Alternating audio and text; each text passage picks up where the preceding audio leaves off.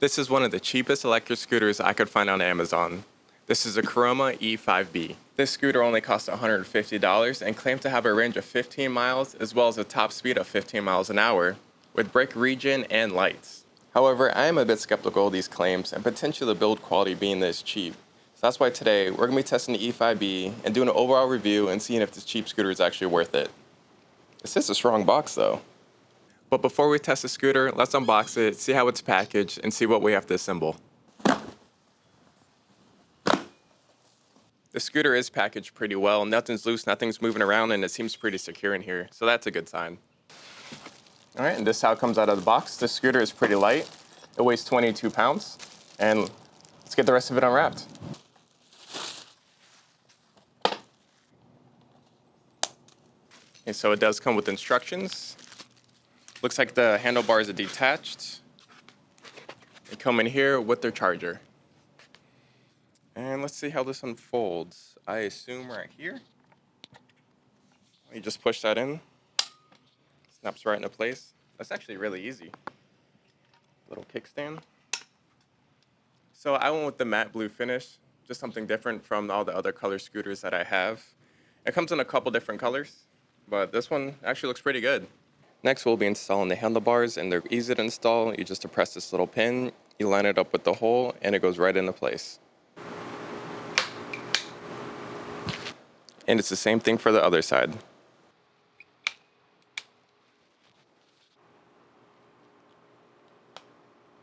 So the only assembly needed was to put those two handlebars on, which is quite easy. You just push in those metal pins and they clip into place. Now that we got this scooter unboxed and assembled, let's go over some of the specs. But one of the first things I did notice is a super flat deck, the thin grip tape up top. Now usually the battery is placed underneath the deck for a low center of gravity, but on this scooter, the battery is located in the stem, which in this case I don't mind because the scooter comes with these 6.5-inch solid rubber wheels, so we're gonna need the extra ground clearance. Powering the scooter is a 250 watt motor driving the front wheel, giving a top speed of 15 miles an hour. And you can change that top speed with the 3 different speed modes that come with this scooter, from 6 miles an hour, 10, and up to 15. And to turn the scooter on, you just go up to the little silver button to hit the main power, and then you go up to the top screen, hit the secondary power, and that's to make sure you don't accidentally turn on or off the scooter. And then while the scooter is on, you just press the button one more time, and a light will pop up indicating that your headlight is on. The rear does not have any lights, but it does have a reflector. And here we have an easy to read display that shows your battery life, speed, and headlight status. The white S indicating 6 miles an hour, the orange S indicating 10 miles an hour, and the red S indicating the top speed of 15 miles an hour. This scooter is rated for riders up to 220 pounds and as tall as 5'9" because the handlebars are in a fixed position. The E5B is easy to operate. We have the thumb throttle on the right, the red brake on the left, and the bell just to the left of that. And on the back, we have a mechanical brake where you just push down with your foot, and that'll help stop the scooter as well. And to charge it, you just open the port right to the left of the main power supply, and that's where you plug in the charger. It takes 5.5 hours to charge. It is also foldable, making it easy for transportation and storage. Another feature is a non-zero start. You have to push the scooter to 1.8 miles an hour before the electric motor engages. The E5B is a solid-mounted scooter, meaning there is no suspension. It is meant to ride on pavement or smooth surfaces. One thing I did notice when I stepped on is that there is some play in the handlebars. I did go through and make sure all the bolts are tight, but I don't think anything will come apart. Now that we went over everything, the only thing left to do is to fully charge it, take it out, do a range test, and see what the top speed of the scooter is. Okay, so I got the scooter completely charged. I got my GPS to see the top speed and the distance we go. And after riding the scooter for a while, I'm going to give you some of my first impressions. Now, one thing I don't like right away is the placement of the bell. It's right next to the brake and you have no room. You either have to go underneath the bell or you have to go right above it to hit the brake. You can definitely hear the loose handlebars. Every time you hit a bump, you can hear how loose it is.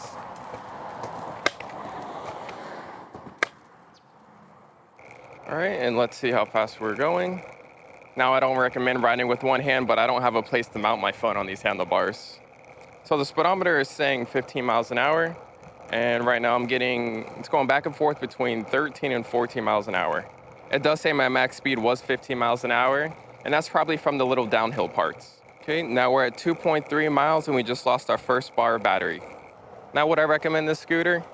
I think to first-time riders and someone who's just gonna ride their scooter around the neighborhood or even from class to class on campus, I think this will be a great budget scooter.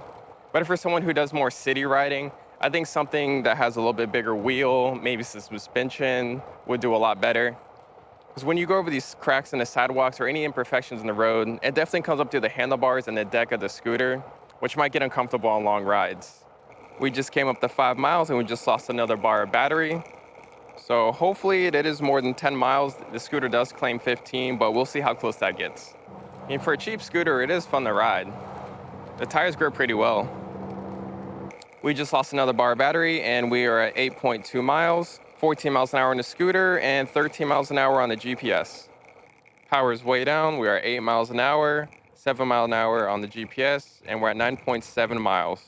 All right, we just hit 10 miles. We're currently going 5 miles an hour on the scooter and between 4 and 5 on the GPS as well. I don't think we're gonna make it the full 15. We're at 10.06 miles, and I think it's gonna give out any second. And it just fully died. All right, let's see how far we went. We went 10.15 miles with the top speed of 15 miles an hour. I guess I better start walking. The scooter does have a claimed range of 15 miles, so we were about 5 miles short of that. I did ride that full time in the fastest mode at 15 miles an hour. So maybe on one of the slower settings, it might be able to reach that 15-mile range. Overall, $150 is pretty fair price for what you get with this scooter. Just the basics, just something to get from A to B in. And I think it'll work for most people who just need to get around or even first-time scooters. And if you need help finding any other scooters, be sure to check out my channel. And if you have any other budget scooters you'd like to see on the channel, please let me know in the comments below. Thanks for watching, everyone.